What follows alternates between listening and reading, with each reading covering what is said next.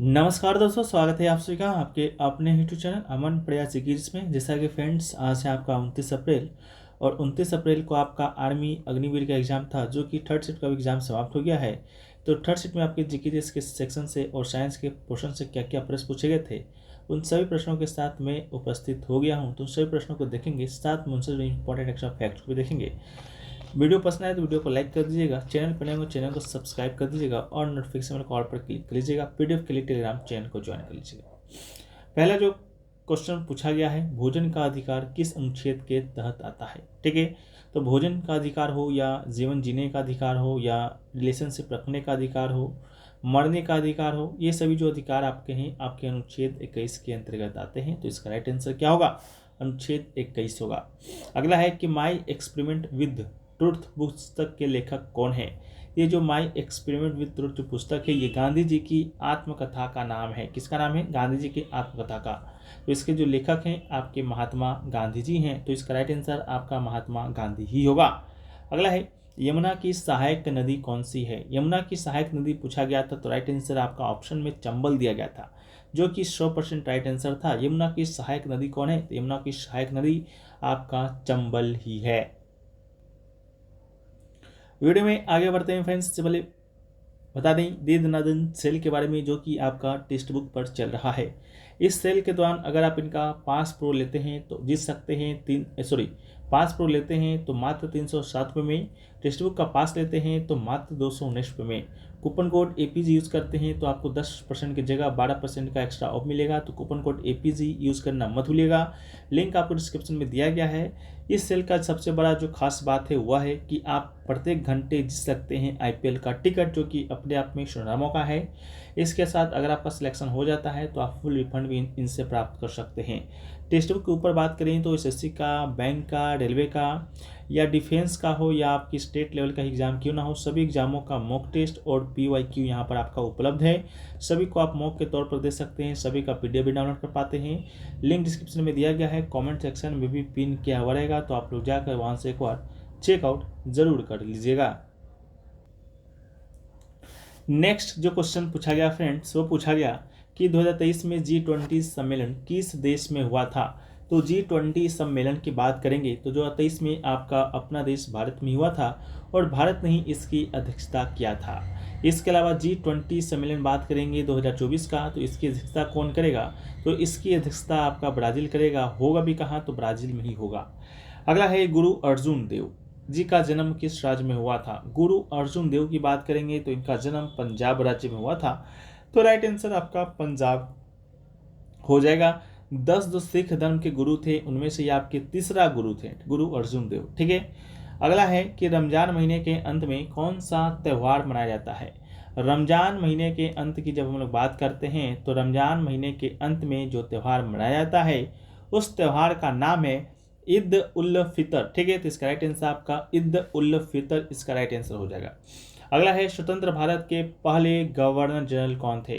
स्वतंत्र भारत के पूछा गया था, तो स्वतंत्र भारत के पहले गवर्नर जनरल आपका माउंट बेटन नहीं होगा, आपका होगा सी राजगोपालचारी। ठीक है, सी राजगोपालचारी इसका राइट आंसर हो जाएगा, क्योंकि जब भारत स्वतंत्र हो गया था तो सी राजगोपालचारी को ही गवर्नर जनरल बनाया गया था। सी राजगोपालचारी से पहले आपका जो गवर्नर जनरल था वो था आपका लॉर्ड माउंट बैटन। ठीक है, तो इसको भी याद रखिएगा। अगला है, राज्यसभा में कितनी सीटें यू राज्य और यूटी की होती हैं। तो राज्यसभा बात करेंगे तो राज्यों की सभा, राज्यसभा में इसका जब संधि विच्छेद हम लोग करेंगे तो राज्यों की सभा होगा। ठीक है, राज्यों की सभा। और यहाँ पर जो सांसद जो बैठते हैं वे आपके सभी राज्यों से आते हैं। सभी राज्यों से मिलाकर 238 सदस्य आपका राज्य और यूटी से होते हैं। इसके बाद जो 12 जो सदस्य होते हैं वो आपके राष्ट्रपति के द्वारा मनोनीत किए जाते हैं। किसके द्वारा? राष्ट्रपति के द्वारा। कला के क्षेत्र में, साहित्य के क्षेत्र में, ये सभी के क्षेत्र में और भी 3-4 क्षेत्र हैं, उनमें आपका राष्ट्रपति 12 लोगों को मनोनीत करता है। टोटल सदस्य आपका 250 होता है अधिकतम। ठीक है, वर्तमान में बात करेंगे तो वर्तमान में 245 सदस्य अभी राज्यसभा में है। अगला है कि 2011 के जनगणना के अनुसार बिहार के बाद दूसरा सर्वाधिक जनसंख्या घनत्व किस राज्य का है। तो 2011 की जनगणना में बिहार का जो जनसंख्या घनत्व था सबसे ज़्यादा था, जैसा कि हमने आपको पहले ही बताया था। लेकिन आपसे पूछा गया था सेकेंड सर्वाधिक जनसंख्या घनत्व वाला राज्य, तो इसका राइट आंसर आपका वेस्ट बंगाल हो जाएगा। ठीक है, तो वेस्ट बंगाल इसका राइट आंसर है। याद रहे बिहार आपका राज्यों में है, लेकिन अब से यूटी पूछा जाता है तो इसका राइट आंसर आपका दिल्ली होता है। ठीक है, अगला है मनोरंजन मिश्रा इनमें से किसके निर्देशक है। ठीक है, ये आपका क्वेश्चन रिपीटेड है, मनोरंजन मिश्रा वाला, ये कल परसों भी पूछा गया है, जो कि आरबीआई के निदेशक बनाए गए हैं। आरबीआई कहें तो आपका रिजर्व बैंक ऑफ इंडिया। ठीक है, इसको भी याद कीजिएगा। इसका स्थापना 1935 में हुआ था। आपका नेशनलाइजेशन यानी कि राष्ट्रीयकरण 1950 में हुआ था। वर्तमान में इसके जो गवर्नर हैं आपके शक्तिकांत दास जी हैं। ठीक है, अगला है हिंडन एयरफोर्स का सबसे बड़ा विमान क्षेत्र कहाँ पर स्थित है। हिंडन एयरफोर्स का सबसे बड़ा विमान क्षेत्र की बात करेंगे तो राइट आंसर यूपी गाजियाबाद इसका राइट आंसर होगा। ठीक है, अगला है नवंबर 2023 में घोल मछली को किस राज्य की राजकीय मछली घोषित किया गया है। तो राइट आंसर आपका गुजरात हो जाएगा, ऑप्शन नंबर गुजरात। अगला है कि डीएनए प्लस प्रोटीन मिलकर क्या निर्माण करता है। तो डीएनए प्लस प्रोटीन मिलकर आपका क्रोमोसोम का निर्माण करता है, क्रोमोटीन का भी करता है और आपका गुणसूत्र का भी निर्माण करता है। अगला है खाना बनाने के लिए किस गैस का प्रयोग किया जाता है, उसका फुल फॉर्म बताना है। तो खाना बनाने के लिए यूज किया जाने वाला गैस का नाम है आपका एलपीजी, जिसका फुल फॉर्म होता है एल से लिक्विफाइड, पी से पेट्रोलियम और जी से आपका गैस। ठीक है, एक आपका सीएनजी भी होता है कंप्रेस्ड नेचुरल गैस। ठीक है, लेकिन आपका एलपीजी का यूज किया जाता है। अगला है प्रथम 7 सम प्राकृतिक संख्याओं का औसत क्या होगा। तो प्रथम 7 सम प्राकृतिक संख्याओं का जो औसत होगा वह आपका 8 हो जाएगा। ठीक है, 8 इसका राइट आंसर। अगला है 225 का 20% मान कितना होगा। ठीक है, तो ये आप निकाल लीजिएगा तो आपका 45 निकल कर आ जाएगा। अगला है 3, 5, 8, 8 का औसत बताना है, यानी कि एवरेज बताना है। तो राइट आंसर आपका 6 हो जाएगा। ठीक है, अगला है 5 और 10 का दोस्तों आपसे एलसीएम पूछा गया था। तो 5 और 10 का एलसीएम कितना होगा, 10 इसका राइट आंसर होगा। अगला है एक आयत की लंबाई दिया गया था 15 मीटर, तो विकर्ण 17 मीटर दिया गया था। तो आयत का परिणाम पूछा गया था, तो आयत का परिणाम इसका राइट आंसर हो जाएगा 46। ठीक है, तो 46 इसका राइट आंसर होगा। अगला है 2 लड़कियां हैं, ए और बी है। ए किसी काम को कितना दिन में करता है, 6 दिनों में करता है। बी उसी काम को फ्रेंड्स आपका 18 दिनों में करता है। तो दोनों मिलाकर कितने दिनों में काम पूरा करेंगे। तो 6 और 18 का आपको क्या करना था, और एलसीएम ले लेना था। ठीक है, क्या करना था, 6 और 18 का आपको एलसीएम ले लेना था। एलसीएम लेने के बाद 3 दूनी 6 और 6 दूनी 12। ठीक है, एलसीएम लेने के बाद आपको यहाँ से 6 दूनी 12 और 8 चौके 12। ठीक है, तो इसका राइट आंसर आपका 4.5 दिन आ जाएगा। अगला है कि एक संख्या को 2/5 भाग का योग 63 दिया गया है, तो संख्या ज्ञात करना है। तो राइट आंसर आपका 45 यानी 45 होगा। अगला है एक व्यक्ति 50 लीटर दूध बेचता है, यदि वो व्यक्ति 60 रुपये लीटर दूध बेचे तो मूल्य में कितने प्रतिशत की वृद्धि होगी। ठीक है, तो इसका राइट आंसर आपका 20%, यानी राइट आंसर क्या होगा, 20% होगा। अगला है 400 के वर्ग में कितने जीरो होते हैं। 400 के वर्ग की बात करेंगे तो 4 जीरो होता है, तो राइट आंसर 4 होगा।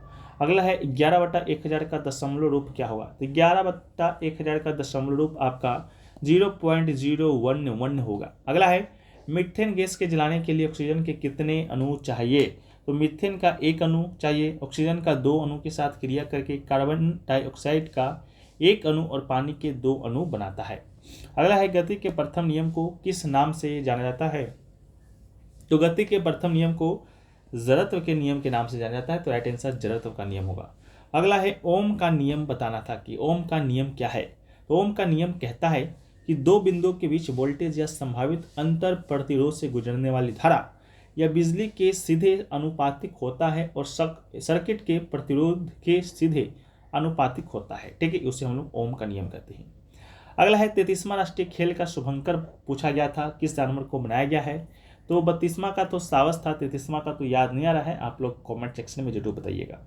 अगला है पौधे की वह प्रक्रिया जिसके पौधे की जड़, पत्ती और तने से नया पौधा बन जाता है, उस पौधे को क्या कहा जाता है। इस प्रकार का भी कोई प्रश्न शायद आपसे पूछा गया था, जिसके बारे में तो आइडिया नहीं है, आप लोग जरूर कमेंट सेक्शन में बताइएगा।